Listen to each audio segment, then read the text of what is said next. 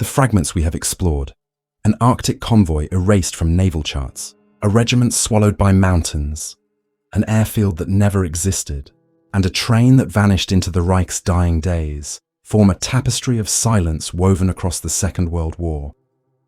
Each case is marked by missing files, redacted testimonies, and archives sealed for decades, if not centuries. They are not the familiar tales of Normandy, Kursk, or Iwo Jima. They are anomalies, absences carefully excised from official history, leaving behind only shadows in reports and whispers in intelligence briefings. Their common thread is erasure, a deliberate removal of facts too dangerous, too compromising, or too destabilizing to survive in public record. The questions remain unresolved. Who ordered the disappearance of the Phantom Convoy, and where did its atomic cargo go? What machinery rumbled beneath the Sudeten tunnels, and why were 300 men never seen again? How could reconnaissance photographs capture an airfield that locals swore was only marshland? And what truly lay in Himmler's train, sealed under mountains, denied to both victors of the war? These mysteries are not merely curiosities of the past. They hint at deeper truths, that the war was fought as much in shadows as in fire, and that victory often required burying secrets alongside the dead. As declassification deadlines approach in the coming decades, new fragments may surface, but history suggests many will never emerge. Too much was destroyed, too much deliberately concealed. The silence itself becomes part of the narrative, a warning that some truths are considered too dangerous for daylight. Until those vaults are opened, until those tunnels are dug, these chilling absences will continue to haunt the memory of a war already steeped in blood and secrecy. And perhaps that is the most unsettling truth of all, that the greatest secrets of the Second World War are not what we know, but what was made to disappear. Chapter 1. The Ghost Convoys of Operation Hannibal. In January 1945, as the Red Army pushed relentlessly westward through East Prussia, the German High Command authorized one of the largest maritime evacuations in history. The operation was given the codename Hannibal. To most official records, it was presented as an effort to rescue German civilians fleeing Soviet vengeance. Yet Soviet naval logs, British Admiralty intercepts, and fragments of Kriegsmarine correspondence reveal a more sinister layer. Beneath the veneer of humanitarian rescue lay a massive and secret transfer of personnel, archives, and stolen treasures. Entire convoys, disguised as refugee flotillas, were in fact floating vaults designed to preserve the dying Reich's most precious assets. The first documented convoy left Gottenhafen on January 23, 1945. It was led by the Wilhelm Gustloff, a former luxury liner pressed into military service. Ostensibly, it carried women, children, and wounded soldiers. But Soviet divers who reached the wreck decades later uncovered compartments sealed with riveted steel, inaccessible to passengers or crew. In those compartments were skeletal remains, shackled to bulkheads, and crates marked with SS runes. According to a declassified Soviet Navy report, file reference, Baltic Archive, Case 4712, the cargo included experimental jet engine, components and documents tied to the secret weapons project known as Sonderaction 211. This was no simple evacuation ship. It was a vault sent into the sea. As Operation Hannibal expanded, it grew to dwarf the famous Dunkirk evacuation. Over 1,000 vessels were mobilized: cargo ships, U-boats, trawlers, even pleasure craft. Historians estimate 2 million people were moved, but intelligence archives suggest that among them were not only civilians, but scientists, Gestapo officers, and technicians tied to nuclear and biological programs. A British decrypt, dated February 1945 and filed under Ultra GS 4781, mentioned the transfer of priority units via the Baltic, escorted by Kriegsmarine destroyers under strict radio silence. The language of the cable was clinical, but it betrayed the urgency with which the Reich smuggled its brain trust towards safety. The Soviets were not blind to this. Admiral Vladimir Tribets of the Soviet Baltic Fleet received intelligence through NKVD operatives embedded in East Prussia, warning that Hannibal was less an evacuation and more a dispersal of Reich black projects. Stalin's orders, recorded in the February 5th Stavka Directive, instructed submarine units to strike refugee convoys without hesitation. This chilling command led directly to the torpedoing of the Wilhelm Gustloff by Soviet submarine S-13 under Captain Alexander Marinesko. Over 9,000 perished, the majority civilians. Yet the sealed compartments ensured that the ship took its true secrets with it to the seabed. For decades, Soviet divers who investigated the wreck were ordered into silence, their reports redacted, their photographs locked in vaults. But the Wilhelm Gustloff was not the only vessel to carry hidden cargo. The General von Steuben and the Goya, also part of Operation Hannibal, were found to have carried containers of art looted from across occupied Europe, pieces catalogued by the Einsatzstab Reichsleiter Rosenberg. Soviet archival notes list Rembrandt canvases, icons stripped from Orthodox churches, and crates labeled with museum seals from Warsaw and Leningrad. Some of these items vanished completely, their final destination unknown. Western intelligence agencies quietly tracked rumors that entire caches resurfaced years later in Switzerland and Argentina, laundered through networks once tied to the SS. The art was never merely treasure. Some pieces were used as concealment for documents, currency, and in at least one case, microfilm reels containing blueprints of experimental aircraft.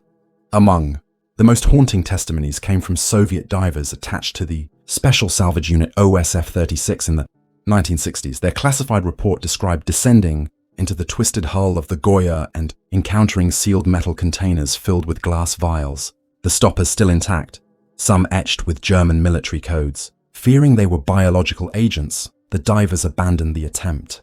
The report referenced as Case Red 19 was buried until fragments surfaced in the 1990s. Western analysts concluded it may have been connected to bioweapons research led by Reich. Scientists desperate to preserve their findings. Before Soviet capture, Allies themselves contributed to the silence. British and American interrogations of captured Kriegsmarine officers show repeated references to sealed directives from OKW, ordering that certain cargoes were never to fall into Soviet hands. In one testimony preserved in US Army intelligence file G24317, a lieutenant described transferring metal drums with strange hazard markings onto civilian-packed freighters at Pillau Harbor. When pressed for details, the lieutenant refused to elaborate, claiming his oath to the Reich was still binding. He died in custody in 1946 under suspicious circumstances, the official cause listed as suicide. Operation Hannibal also concealed people, key individuals, whose knowledge could reshape post-war power balances. Among them were SS engineers, members of the Abwehr, and scientists connected to Germany's nuclear energy project, the Uranverein. Though many were captured by advancing Soviets, others vanished into the chaos of Hannibal's convoys. Western archives show some reappearing later in Allied custody, quietly funneled into programs like Operation Paperclip. Their disappearance from the Baltic Manifest list was not an accident, but the result of deliberate obfuscation. Ships supposedly sunk with all souls aboard carried men who later surfaced in American laboratories and missile testing ranges.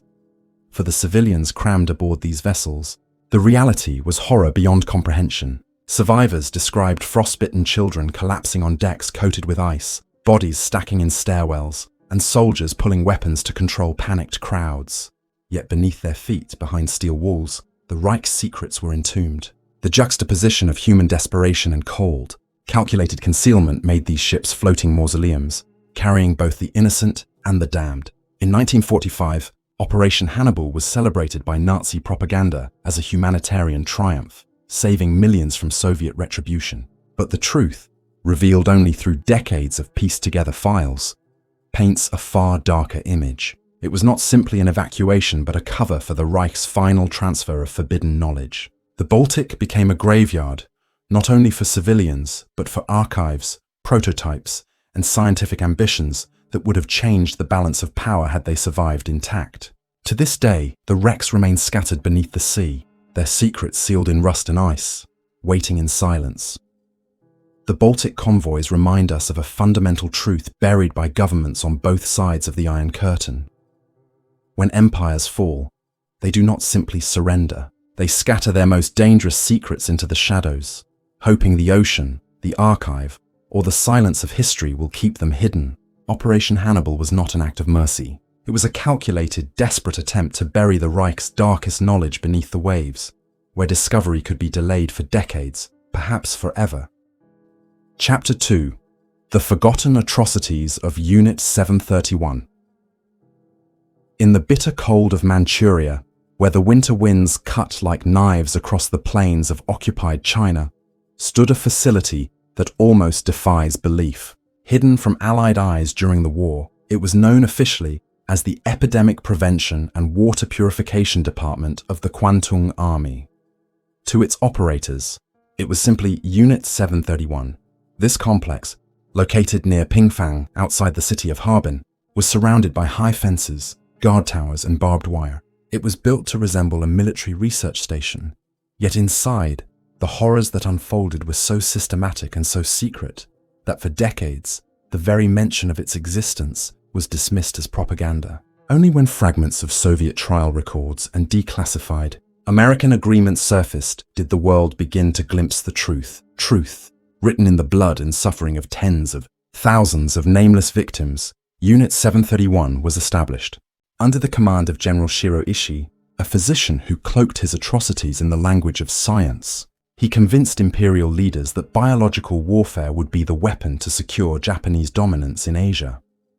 What followed was a reign of terror that blurred the line between experimentation and extermination. Chinese peasants, Korean laborers, Russian prisoners of war, and even Allied captives were brought into the compound, designated not as people but as maruta, the Japanese word for logs. The term allowed soldiers and researchers to strip victims of humanity, treating them as raw material for experiments. They were injected with pathogens, plague, anthrax, cholera, typhus, while their symptoms were recorded in meticulous detail.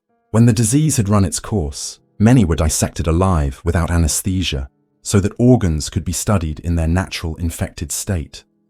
Survivors' accounts describe a place of constant screams, of laboratories where cages of infected rats were bred to spread plague, and of frostbite experiments in which limbs were plunged into icy water and then beaten with sticks to test for shattering. Soviet archives from the 1949 Khabarovsk trials describe in chilling bureaucratic detail how Unit 731 constructed entire mock villages where bombs filled with fleas carrying bubonic plague were dropped from aircraft. Residents were then monitored like test subjects in a controlled experiment, their deaths timed, logged, and graphed. In one case, documented in testimony from captured Japanese officers, prisoners were tied to stakes while ceramic bombs containing anthrax spores were detonated nearby, coating them in a deadly mist. No prisoner survived, but every data point was carefully preserved in Unit 731's files. The war ended in August 1945, but the atrocities of Unit 731 did not end with it. When Soviet forces advanced into Manchuria, Ishii ordered his men to destroy evidence. Facilities were dynamited, test subjects executed, and surviving records burned. Yet many documents were saved, deliberately hidden in caches or smuggled back to Japan. The Soviets captured several senior Unit 731 officers and brought them to trial in Khabarovsk in December 1949. There, in stark transcripts now declassified, men spoke with clinical detachment about vivisections, plague outbreaks, and deliberate infection of entire communities. But while the Soviets exposed these crimes to the world, Western powers remained silent. The reason for that silence lies in secret negotiations between Ishii and US authorities. Declassified US Army records reveal that, under what has been referred to as the shadow protocols of Operation Paperclip, Ishii and his staff were granted immunity from prosecution in exchange for their research. American intelligence, facing the looming threat of the Cold War, judged that the data obtained from human experimentation was too valuable to destroy. Reports show that in 1947, General Douglas MacArthur personally approved the arrangement, writing that the information could not be obtained in our own laboratories due to moral scruples. Thus, the atrocities of Unit 731 were quietly absorbed into the archives of Fort Detrick, Maryland, the very heart of America's biological warfare research program. What makes this story even darker is the deliberate effort to erase the victims from history. While Nazi war criminals were paraded at Nuremberg, Unit 731's leadership escaped justice. Shiro Ishii himself lived out his life in comfort, dying in 1959 without ever facing trial. Other doctors went on to occupy prestigious positions in post-war Japan, some teaching medicine at universities, others advising pharmaceutical companies. Their pasts were sanitized, their war crimes hidden by the shield of Cold War secrecy. The victims, however, remained voiceless. Families in China, Korea, and Siberia never received acknowledgement, let alone justice. Graves were left unmarked, and records identifying individuals were deliberately destroyed.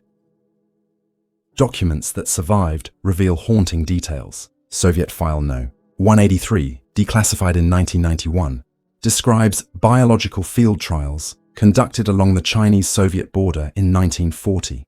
Entire villages were decimated by cholera outbreaks, traced to contaminated wells deliberately poisoned by Unit 731 operatives. Children died first, followed by the elderly, while Japanese observers documented incubation times. Another file describes test chambers where prisoners were locked in with pressurized gas cylinders, their lungs bursting as scientists studied the effects of altitude sickness. These were not rogue experiments.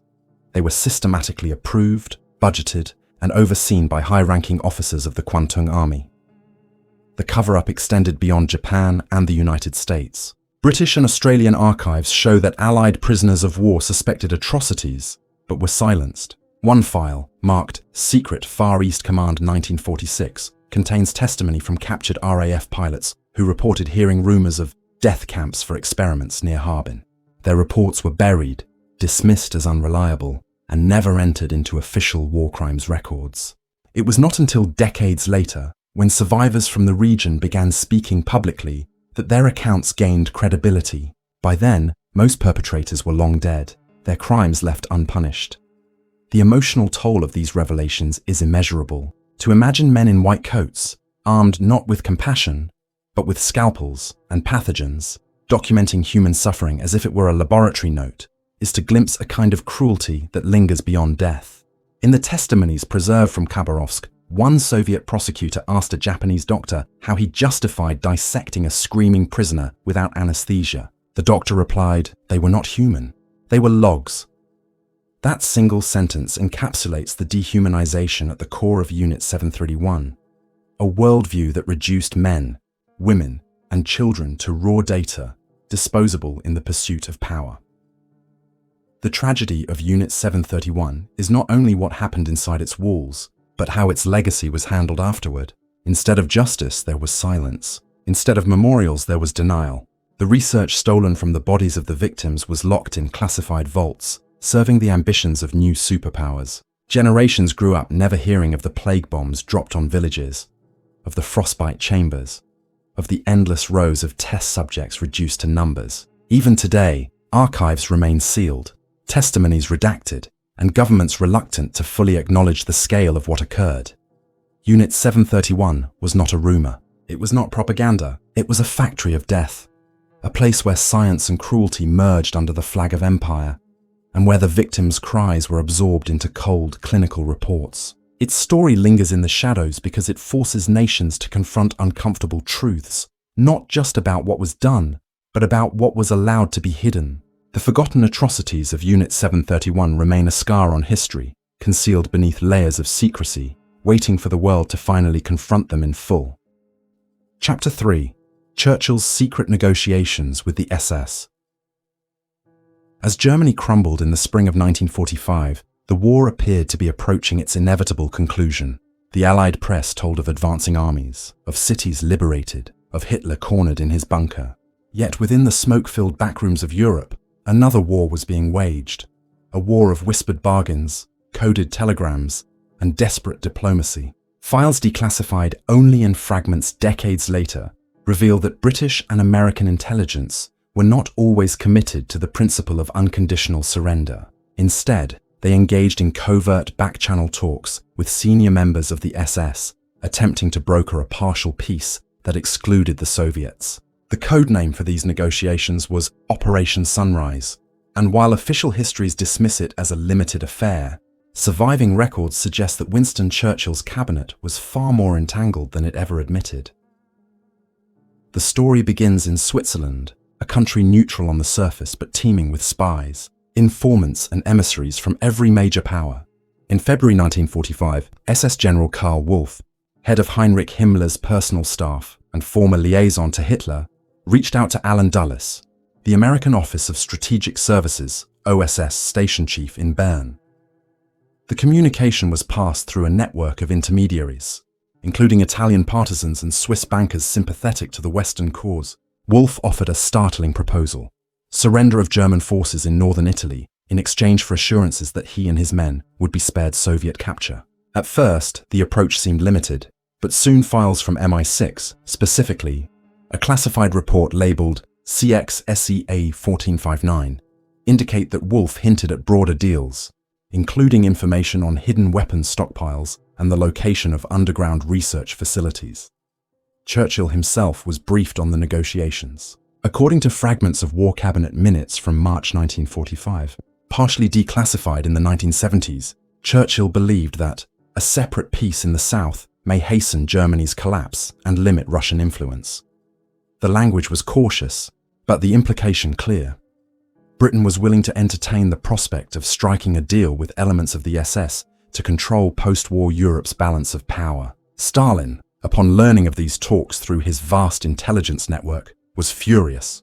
NKVD decrypts, preserved in Soviet archives under file designation Stavka Report 22145, show that Moscow considered the talks a betrayal of Allied unity. Stalin even accused Churchill and Roosevelt of plotting to leave the Red Army bleeding on the Eastern Front, while carving out their own settlement with the Nazis.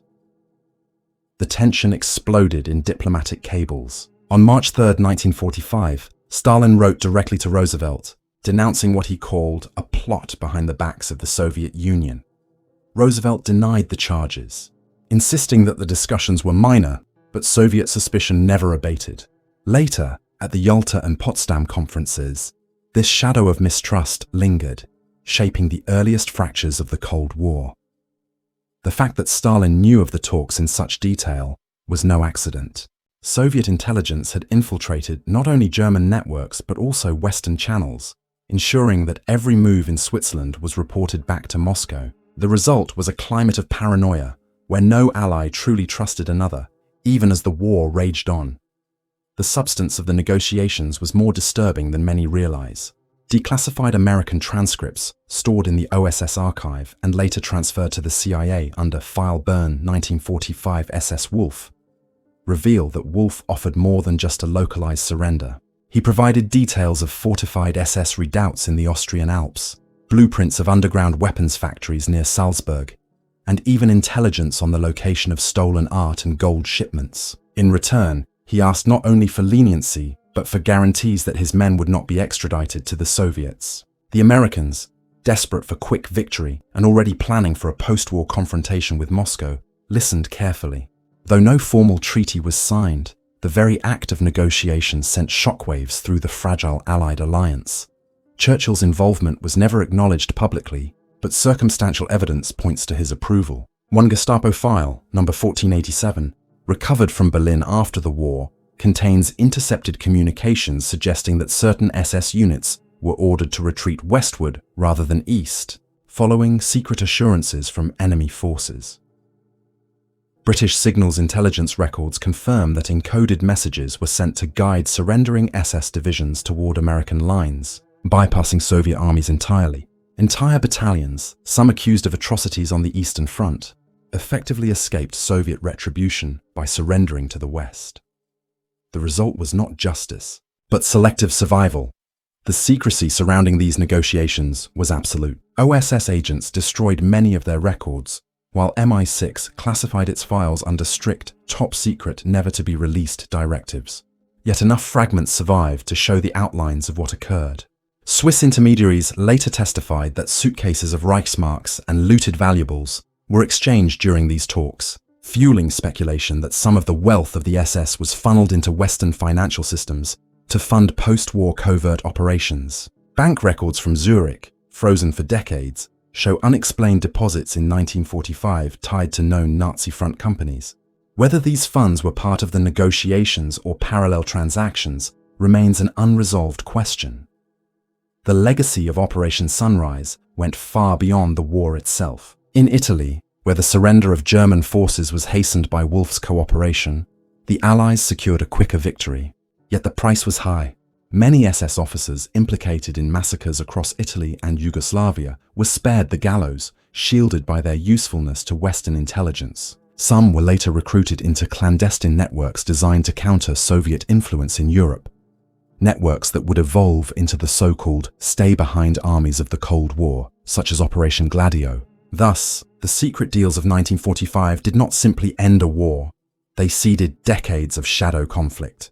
The moral implications are stark. On the surface, Britain and America fought a war against tyranny, demanding unconditional surrender from their enemies. Beneath that surface, however, were conversations that blurred the line between enemy and ally, driven not by principle, but by pragmatism. Churchill's government weighed the cost of prolonging the war against the opportunity to shape Europe's post-war map. In doing so, they struck a Faustian bargain, one that betrayed not only their Soviet allies, but also the memory of those slaughtered by the very men they were negotiating with. For the Soviets, this betrayal became a permanent scar. It fed Stalin's conviction that the West could never be trusted, a conviction that shaped the iron policies of the Cold War. For the West, it created a precedent that secrecy, compromise, and selective justice were acceptable tools when facing geopolitical necessity. The truth of Operation Sunrise, long buried under redactions and denials, remains a testament to how the end of one war can become the beginning of another in the shadows. History books celebrate the defeat of Nazi Germany as a triumph of unity, but the classified files tell a darker story, of deals struck in the night, of enemies spared for convenience, and of leaders who chose to gamble with justice to secure advantage. Churchill's secret negotiations with the SS remind us that even in moments of supposed clarity, history is written in shades of grey, where victory and betrayal walk side by side. Chapter 4. The Disappearance of the Amber Room. Among the countless cultural treasures lost in the inferno of the Second World War, none carries a mystery as enduring or as sinister as the Amber Room. Once hailed as the eighth wonder of the world, this glittering chamber of amber panels, gold leaf and mirrors, was constructed in the 18th century and gifted to Peter the Great by Prussia.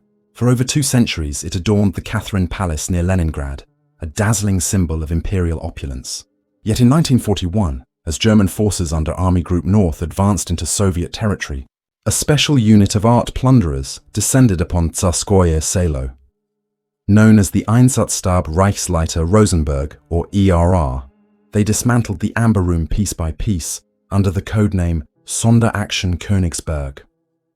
What followed was not merely theft, but a carefully orchestrated disappearance cloaked in deception, false leads, and layers of secrecy that remain unresolved to this day.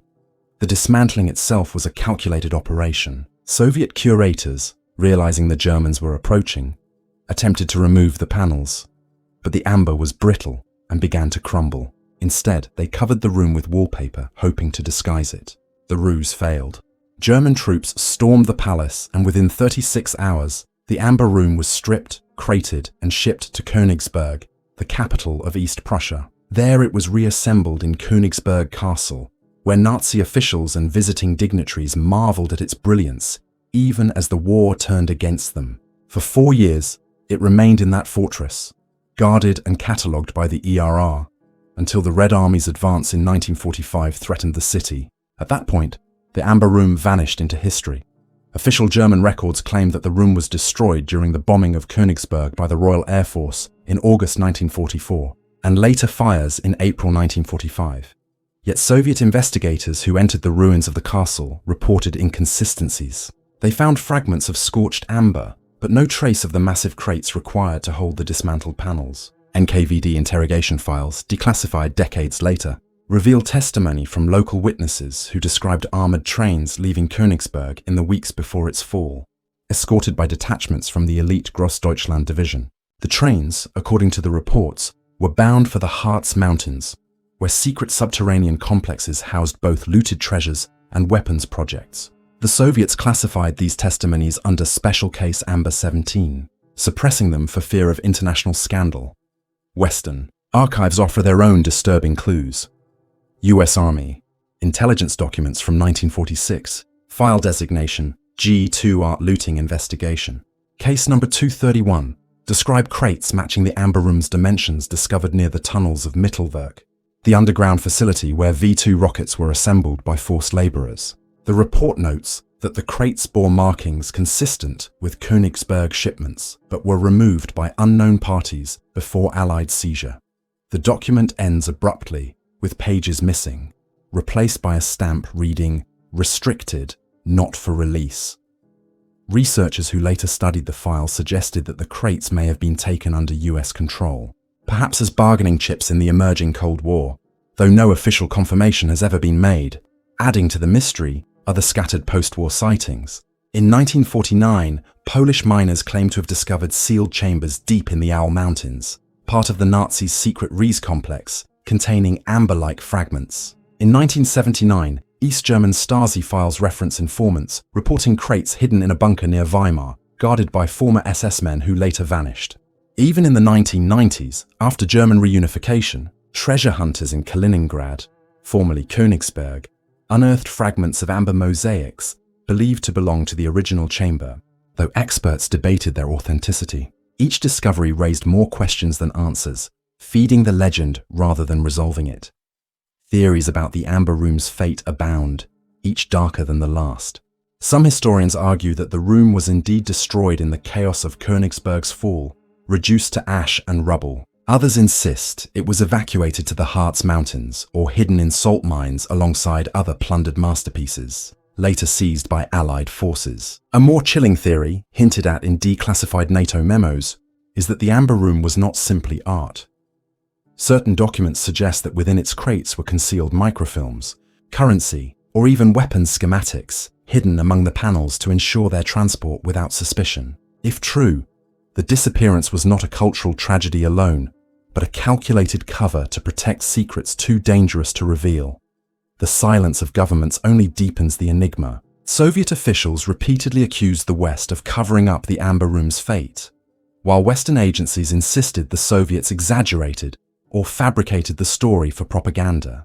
Meanwhile, surviving ERR officers interrogated after the war gave conflicting testimonies. Some claimed the room burned in Königsberg, others that it was moved under direct SS orders. The lack of consistency may not have been accidental. Deliberate misinformation was a hallmark of the Reich's final days, designed to scatter investigators and protect hidden assets. What makes the Amber Room's disappearance particularly disturbing is the way it embodies the larger truth of the war, that beneath the headlines of battles and liberation was a ruthless competition for knowledge, resources, and power. The Amber Room was more than beauty. It was a container, a mask, perhaps even a vessel for secrets hidden by the Reich as it collapsed.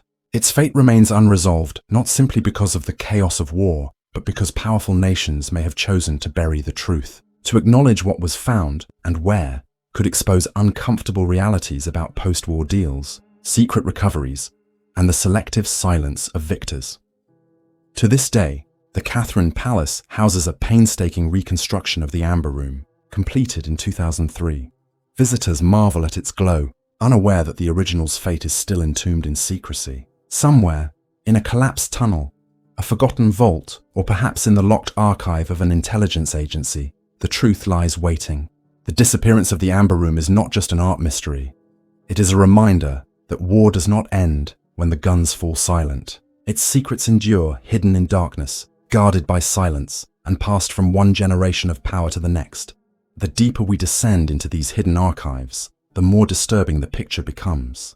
World War II was not only a conflict of armies and ideologies, but also a battlefield of secrets, carefully buried, deliberately silenced, and, in many cases, bought and sold by the victors themselves. Operation Hannibal was remembered as the largest maritime evacuation in history, yet beneath the cries of freezing civilians lay locked compartments of stolen art, forbidden research, and sealed coffins of knowledge. Unit 731 was officially dismissed for decades, yet its grotesque human experiments were not destroyed, but absorbed, traded like currency in the dawning Cold War.